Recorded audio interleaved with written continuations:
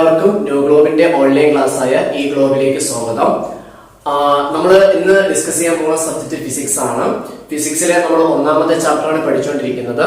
Heating effect of electric current അഥവാ വൈദ്യുതിയുടെ താപഫലങ്ങൾ എന്ന ചാപ്റ്ററിൽ നമ്മൾ കഴിഞ്ഞ ലാസ്റ്റ് ക്ലാസ്സിൽ പറഞ്ഞു നിർത്തിയത് ജൂൾസ് ലോ അഥവാ ജൂൾസ് നിയമം വരെയാണ്.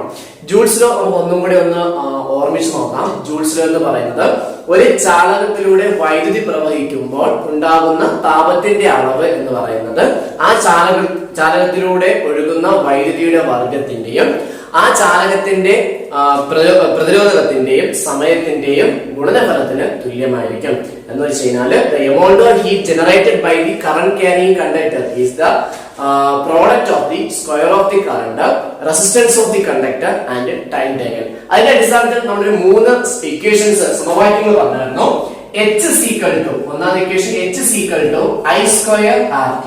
H is equal to I square RT എന്ന ഇക്വേഷൻ നമ്മൾ പറഞ്ഞിരുന്നു. Then രണ്ടാമത്തെ equation H is equal to VIT എന്ന ഇക്വേഷൻ പറഞ്ഞായിരുന്നു. Then മൂന്നാമത്തെ equation H is equal to V square T by R. ഈ മൂന്ന് ഇക്വേഷൻ പ്രോബ്ലം ചെയ്യാൻ നമുക്ക് ഏറ്റവും അത്യാവശ്യമായിട്ടുള്ള മൂന്ന് ഇക്വേഷൻ ആണ്. മറന്നു പോകരുത്. H is equal to I square RT, H is equal to VIT, H is equal to V square T by R. ഇവിടെ ഹീറ്റ് എന്ന് പറയുന്നത് H എന്ന് പറയുന്നത് ഹീറ്റ് അഥവാ താപം.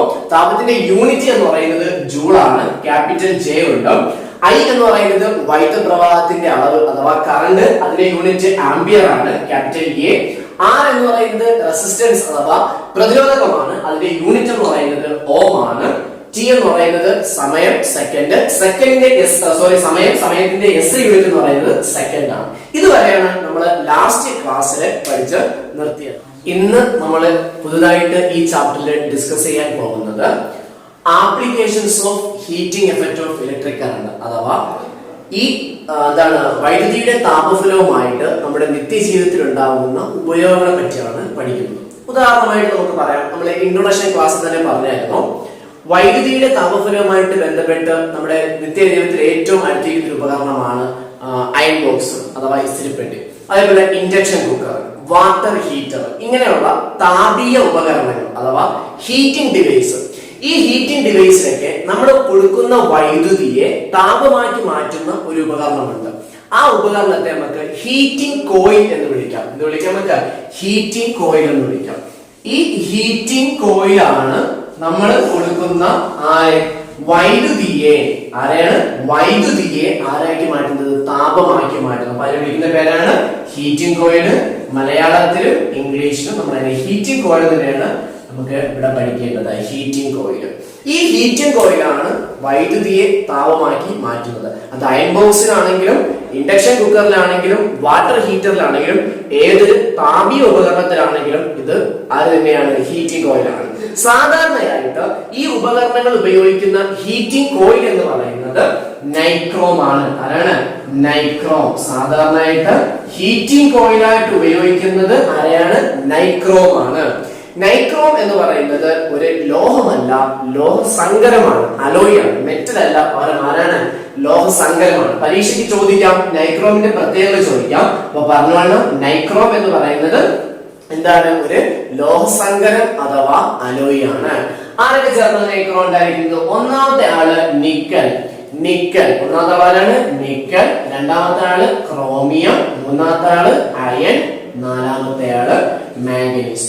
ഈ 4 ലോഹങ്ങൾ ചേർന്നിട്ടാണ് നൈക്രോം എന്ന് പറയുന്ന ഹീറ്റിംഗ് കോയിൽ ഉണ്ടായിരിക്കുന്നത്. അപ്പൊ നമ്മൾ പഠിച്ചുകൊണ്ടിരിക്കുന്നത് ആരെ പറ്റിയാണ്? Applications of heating effect of electric current അഥവാ വൈദ്യുതിയുടെ താപഫലത്തിന്റെ ഉപയോഗങ്ങൾ എന്ന പാഠഭാഗത്ത് അല്ലെങ്കിൽ പാഠത്തിന്റെ ഒരു ഭാഗത്ത് ഹീറ്റിംഗ് കോയിലുകളെ പറ്റിയാണ് പഠിച്ചുകൊണ്ടിരിക്കുന്നത്. ഹീറ്റിംഗ് കോയിൽ എന്ന് പറയുന്നത് താപീയ ഉപകരണങ്ങളിൽ വൈദ്യുതിയെ താപമാക്കി മാറ്റുന്ന ഉപകരണത്തെ വിളിക്കുന്ന പേരാണ് ഹീറ്റിംഗ് കോയിൽ എന്ന് പറയുന്നത്.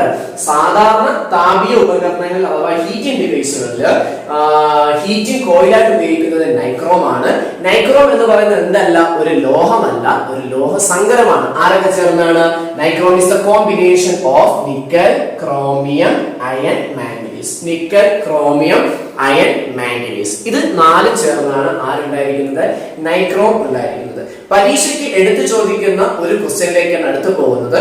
എന്തുകൊണ്ടാണ് നമ്മൾ നൈക്രോമിനെ ഹീറ്റിംഗ് കോയിലായിട്ട് യൂസ് ചെയ്യാനുള്ള കാരണം. എന്തുകൊണ്ടാണ് നമ്മൾ അവിടെ പറയേണ്ടത്?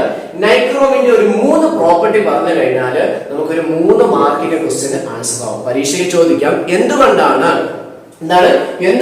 നമ്മൾ ആരെ ഉപയോഗിക്കുന്നത്? നൈക്രോമിനെ use as a heating coil. Heating coil ഉപയോഗിക്കാനുള്ള കാരണം ചോദിച്ചു കഴിഞ്ഞാൽ നമുക്കൊരു 3 പോയിന്റ് അവിടെ പറയേണ്ടി വരും. അപ്പോൾ നൈക്രോമിന്റെ ആ 3 പ്രോപ്പർട്ടീസിലോട്ട് അല്ലെങ്കിൽ ക്യാരക്ടറിസ്റ്റിക്സ് ഓഫ് ദി നൈക്രോമിലേക്കാണ് നമ്മൾ പോകുന്നത്.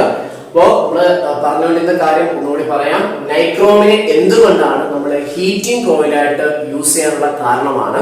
അതിൽ ഒന്നാമത് എന്ന് പറയുന്നത്, നൈക്രോം എന്ന് പറയുന്ന ലോഹസങ്കരത്തിന്റെ ഒന്നാമത്തെ പ്രോപ്പർട്ടി എന്ന് പറയുന്നത് ഹൈ മെൽറ്റിംഗ് പോയിന്റ് ആണ്. എന്ന് വെച്ച് കഴിഞ്ഞാൽ ഉയർന്ന ദ്രവണാങ്കം. അതായത് ചൂടായി കഴിഞ്ഞാലും ചുട്ടുപഴുത്ത അവസ്ഥയായി കഴിഞ്ഞാൽ പെട്ടെന്ന് എന്ത് ചെയ്ത് പോകത്തില്ല, അത് ഉരുകി പോകത്തില്ല. എത്ര സമയം വേണമെങ്കിലും താപത്തെ പിടിച്ചു നിർത്താനുള്ള കഴിവും അതേപോലെ തന്റെ അവസ്ഥയിലേക്ക് തുടരാനുള്ള കഴിവും ആർക്കുണ്ട്? നൈക്രോമിനുണ്ട്. അതാണ് ഒന്നാമത്തെ പ്രോപ്പർട്ടീസ് നമുക്ക് എടുത്തു പറയേണ്ടത്. ഏതാണത്? ഹൈ മെൽറ്റിംഗ് പോയിന്റ് അഥവാ ഉയർന്ന ദ്രവണാങ്കം. രണ്ടാമതായിട്ട് നമുക്ക് പറയേണ്ട പ്രോപ്പർട്ടി, നൈക്രോമിന്റെ പ്രോപ്പർട്ടി എന്ന് പറയുന്നത് ഹൈ റെസിസ്റ്റിവിറ്റി ആണ്. ഇതാണ് ഹൈ റെസിസ്റ്റിവിറ്റി. നമുക്കറിയാം, നമ്മൾ ജൂൾസിലോ പഠിച്ചപ്പോൾ അവിടെ പറഞ്ഞു താപത്തെ അഥവാ ഹീറ്റിനെ ഡിപെൻഡ് ചെയ്യുന്ന ഒരു പ്രധാനപ്പെട്ട ഫാക്ടർ ആണ് റെസിസ്റ്റൻസ് എന്ന് പറയുന്നത്. ഒരു യൂണിറ്റ് ലെങ്ത് കണ്ടക്ടറിൽ അനുഭവപ്പെടുന്ന റെസിസ്റ്റൻസിനെ ഒരു നിശ്ചിത ലെങ്തിലുള്ള ചാലകത്തിൽ അനുഭവപ്പെടുന്ന പ്രതിരോധത്തെ വിളിക്കുന്ന പേരാണ് റെസിസ്റ്റിവിറ്റി എന്ന് പറയുന്നത്. ഈ ഒരു റെസിസ്റ്റിവിറ്റി നമ്മുടെ നൈക്രോമിന് വളരെ കൂടുതലാണ്.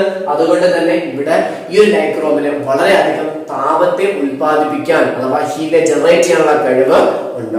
അത് രണ്ടാമത്തെ. ഫസ്റ്റ് പ്രോപ്പർട്ടി എന്താണ്? ഹൈ മെൽറ്റിംഗ് പോയിന്റ് അഥവാ ഉയർന്ന ദ്രവണാങ്കം. രണ്ടാമതാണ് ഹൈ റെസിസ്റ്റിവിറ്റി, ഉയർന്ന പ്രതിരോധകം. മൂന്നാമത്തെ പ്രോപ്പർട്ടി എന്ന് പറയുന്നത് നമ്മൾ ഇവിടെ ഹൈ മെൽറ്റിംഗ് പോയിന്റ് പറഞ്ഞതുപോലെ തന്നെ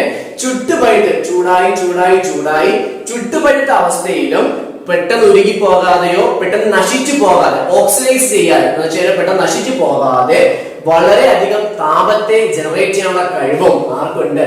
നൈക്രോമിന് ഉണ്ട്. അതെന്ന് പറയുന്നത് മൂന്നാമത്തെ പ്രോപ്പർട്ടീസ് ആയിട്ട് നമുക്ക് ഇവിടെ പറയാൻ പറ്റും. അപ്പൊ ഒന്നാമത്തെ property high melting point, high resistivity. മൂന്നാമത്തെ പറയുന്നതാണ് ability to release more amount of heat for long time at red hot condition. വളരെ അധികം സമയം താപത്തെ ജനറേറ്റ് ചെയ്യാനുള്ള കഴിവ് ആർക്കുണ്ട്? നൈക്രോമിനുണ്ട്. എന്ത് ചെയ്യാതെ? എളുപ്പം ഓക്സിഡൈസ് ചെയ്യാതെ, എളുപ്പം നശിച്ചു പോകാതെ ഓക്സിഡൈസ് ചെയ്യാനുള്ള കഴിവും ആർക്കുണ്ട്? ഓക്സിഡൈസ് ചെയ്യാതെ എമൗണ്ട് ഹീറ്റ് തരാനുള്ള കഴിവ് ആർക്കുണ്ട്? നൈക്രോമിനുണ്ട്. അപ്പൊ നമ്മൾ ഹീറ്റിംഗ് ആയിട്ട് ഉപയോഗിക്കുന്നത് ആരാണ്? നൈക്രോമിനെയാണ്. നൈക്രോം എന്തല്ല? ഒരു ലോഹമല്ല, ഒരു മെറ്റൽ അല്ല, ഒരു ലോഹ സങ്കരം അഥവാ അലോയ് ആണ്.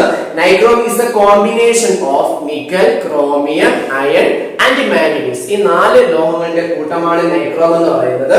നൈക്രോമിന്റെ പ്രോപ്പർട്ടി അഥവാ നൈക്രോമിനെ എന്തുകൊണ്ട് നമ്മൾ ഹീറ്റിംഗ് ഡിവൈസ് ആയിട്ട് യൂസ് ചെയ്യാൻ ചോദിച്ചു കഴിഞ്ഞാൽ high resistivity, high melting point, ability to release more amount of heat at a red hot condition for a long time. ഒന്നാമത്തെ പ്രത്യേകത എന്താണ്? ഉയർന്ന ദ്രവണാങ്കം, ഉയർന്ന പ്രതിരോധകം, വളരെയധികം സമയം താപത്തെ പുനഃപ്രസവം ചെയ്യാനുള്ള അല്ലെങ്കിൽ താപത്തെ റിലീസ് ചെയ്യാനുള്ള ചാലകത്തിന്റെ കഴിവ്. ഇതെല്ലാം നൈക്രോമിന്റെ പ്രത്യേകതയായിട്ട് നമുക്ക് ഇവിടെ പറയാൻ സാധിക്കും. ഇതാണ് ഒന്നാമത്തെ ഉപയോഗം. ആരുടെ? നമ്മൾ പഠിച്ചുകൊണ്ടിരിക്കുന്നത് എന്താണ്? വൈദ്യുതിയുടെ താപഫലത്തിന്റെ ഉപയോഗങ്ങളെ പറ്റിയാണ്. അതിൽ ഒന്നാമതാണ് ഹീറ്റിംഗ് ഡിവൈസ് ആയിട്ട് നൈക്രോം പറയുന്നത്. രണ്ടാമതായിട്ട് നമുക്ക് പറയേണ്ടതാണ് സേഫ്റ്റി ഫ്യൂസ്. അപ്പോൾ രണ്ടാമത്തെ ആപ്ലിക്കേഷൻ, രണ്ടാമത്തെ ഉപയോഗം എന്ന് പറയുന്നത് നമ്മുടെ ഡെയിലി ലൈഫിൽ നമ്മൾ യൂസ് ചെയ്യുന്ന സേഫ്റ്റി ഫ്യൂസ് അഥവാ സുരക്ഷാ ഫ്യൂസ്. എന്താണ് സേഫ്റ്റി ഫ്യൂസ് അഥവാ സുരക്ഷാ ഫ്യൂസ്?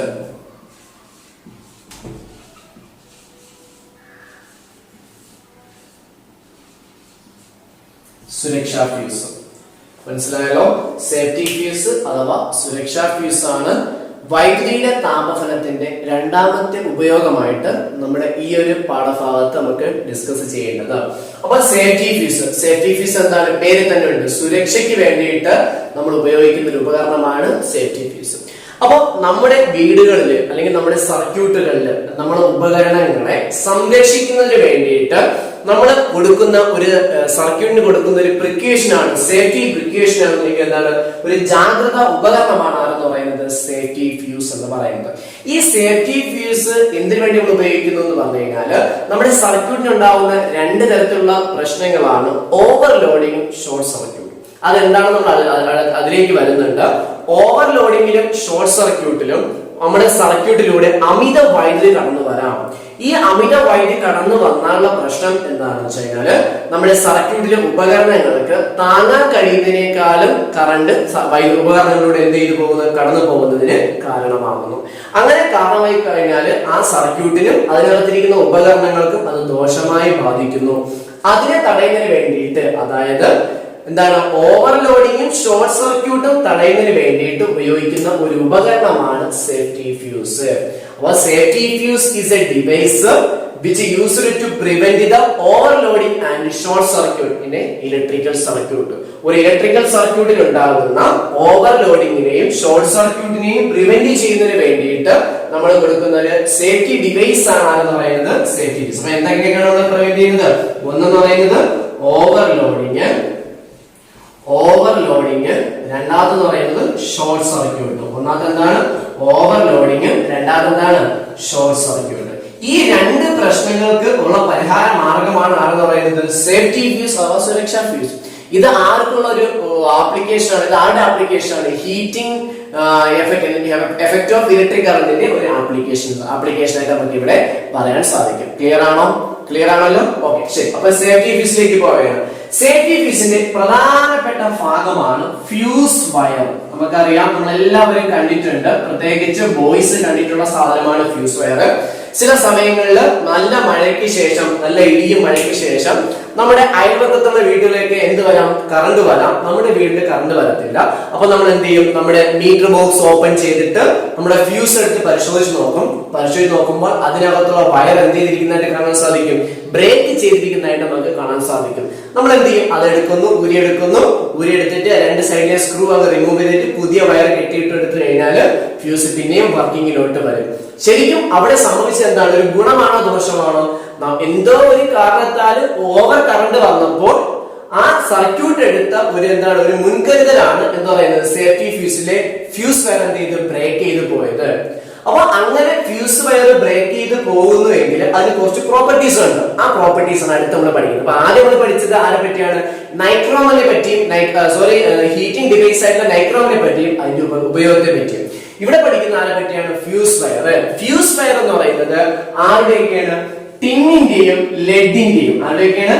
ടിന്നിന്റെയും ലെഡിന്റെയും ലോഹ സങ്കരമാണ് ആരെന്ന് പറയുന്നത് ഫ്യൂസ് വയർ എന്ന് പറയുന്നത്. അപ്പൊ fuse wire is alloying of tin and lead. ടിന്നിന്റെയും ലെഡിന്റെയും ലോഹ സങ്കരമാണ് ആരെന്ന് പറയുന്നത് ഫ്യൂസ് വയർ എന്ന് പറയുന്നത്.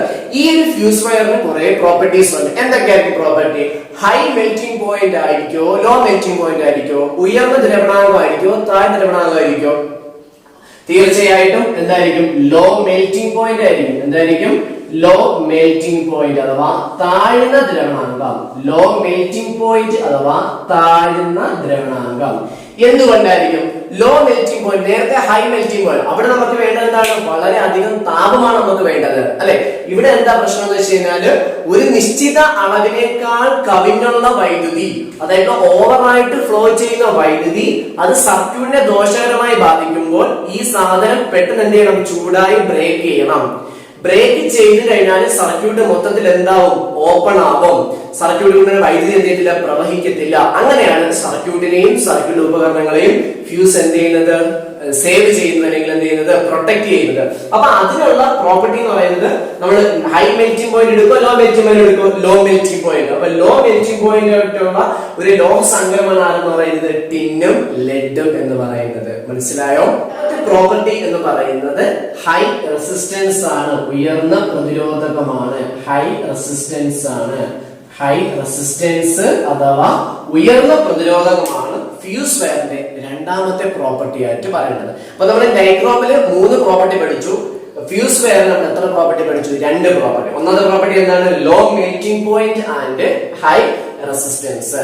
നമ്മൾ സാധാരണ എന്താണ് പരീക്ഷയ്ക്ക് ചോദിക്കാം, എന്താണ് fuse wire? What is fuse wire ചോദിച്ചു കഴിഞ്ഞാൽ fuse wire is a safety device or safety measure which helps to the preventing of the short circuit and overloading in a electrical circuit. Electrical circuit ഉണ്ടാകുന്ന ഓവർലോഡിങ്ങിനെ short സർക്യൂട്ടിനെ തടയുന്നതിന് വേണ്ടിയിട്ട് നമ്മൾ ഉപയോഗിക്കുന്ന ഒരു സുരക്ഷാ മാർഗമാണ് ആരെന്ന് പറയുന്നത് ഫ്യൂസ് വയർ എന്ന് പറയുന്നത്. ഈ ഫ്യൂസ് വയർ ആരുടെ ഉപയോഗമാണ്, ആരുടെ ആപ്ലിക്കേഷൻസ് ആണ് അതെന്ന് പറഞ്ഞാൽ നമ്മുടെ പാഠത്തിന്റെ പേരിൽ വരുന്ന applications of heating effect of electric കറന്റിൽ വരുന്ന ഒരു ഉപയോഗമാണ്. മനസ്സിലായോ? ഇനി ഈ രണ്ട് പ്രോപ്പർട്ടീസ് വരുന്നതിനെ പറയാൻ ഉദ്ദേശിക്കുന്നത് ഇതിന് ശേഷം ഇനി ഈ ഫ്യൂസ് വയർ നമ്മൾ എങ്ങനെ ഘടിപ്പിക്കുന്നു, നമ്മൾ ഫ്യൂസ് വയർ നമ്മൾ സർക്യൂട്ട് ഘടിപ്പിക്കുമ്പോൾ ശ്രദ്ധിക്കേണ്ട കാര്യങ്ങൾ അതിനെപ്പറ്റി നമുക്ക് ഡീറ്റെയിൽ ആയിട്ട് പഠിക്കേണ്ടതായിട്ടുണ്ട്. അപ്പൊ ഞാൻ ഇന്ന് പറഞ്ഞു നിർത്തുന്നത് ഈ ഫ്യൂസ് വയറിന്റെ പ്രോപ്പർട്ടീസ് വരെയാണ് പറഞ്ഞു നിർത്തുന്നത്. മനസ്സിലായല്ലോ? അപ്പൊ ഇന്ന് നമ്മൾ പഠിച്ചത് applications of heating effect of electric current അഥവാ വൈദ്യുതിയുടെ താപഫലത്തിന്റെ ഉപയോഗങ്ങളിൽ ഒന്ന് പഠിച്ചത് എന്താണ്, ആരെ പറ്റിയാ പഠിച്ചത് ഹീറ്റിംഗ് കോയിൽ ആയിട്ടുള്ള ഹീറ്റിംഗ് കോയിൽ നൈക്രോമിനെ പറ്റി പഠിച്ചു. നൈക്രോമിലെ 3 പ്രോപ്പർട്ടീസ് നമ്മൾ പരിചയപ്പെട്ടായിരുന്നു. രണ്ടാമത് പഠിച്ചത് സേഫ്റ്റി ഫ്യൂസ്, ഷോർട്ട് സർക്യൂട്ടും ഓവർലോഡിംഗ് തടയാൻ വേണ്ടി ഉപയോഗിക്കുന്ന ഉപകരണമാണ് ആരെന്ന് പറഞ്ഞു, നമ്മൾ സേഫ്റ്റി ഫ്യൂസ് എന്ന് പറഞ്ഞു. സേഫ്റ്റി ഫ്യൂസിനകത്ത് പ്രധാനമായിട്ടും ഭാഗം എന്ന് പറയുന്നത് ഫ്യൂസ് വയർ ആണ്. ഫ്യൂസ് വയർ എന്ന് പറയുന്ന ആരുടെയൊക്കെ അലോയാണ്, ടിന്നിന്റെയും ലെഡിന്റെയും അലോയാണ്. ഈ ടിന്റെയും ലെഡിന്റെയും അലോയ് ആയിട്ടുള്ള ഫ്യൂസ് വയർ 2 പ്രോപ്പർട്ടീസ് ആണ്. ഒന്ന് ലോ മെൽറ്റിംഗ് പോയിന്റ് അഥവാ താഴ്ന്ന നിലവാരം, 2 ഹൈ റെസിസ്റ്റൻസ് അഥവാ ഉയർന്ന പ്രതിരോധകം. ഇനി ഇതെങ്ങനെ ഘടിപ്പിക്കണമെന്നും ഘടിപ്പിക്കുമ്പോൾ നമ്മൾ ശ്രദ്ധിക്കേണ്ട കാര്യത്തെ പറ്റി നമുക്ക് അടുത്ത ക്ലാസ്സിൽ കാണാം. അപ്പോ എല്ലാവർക്കും വീഡിയോ ഇഷ്ടപ്പെട്ടെന്ന് വിശ്വസിക്കുന്നു, മനസ്സിലായെന്ന് വിശ്വസിക്കുന്നു. ഇനിയും വീഡിയോസ് കിട്ടുന്നതിന് വേണ്ടിയിട്ട് ഈ ചാനൽ സബ്സ്ക്രൈബ് ചെയ്യാത്തവർ സബ്സ്ക്രൈബ് ചെയ്യുക, ലൈക്ക് ചെയ്യുക, തൊട്ടടുത്തുള്ള ബെൽ ഐക്കൺ ഒന്ന് എനേബിൾ ചെയ്യുക. Okay, thank you.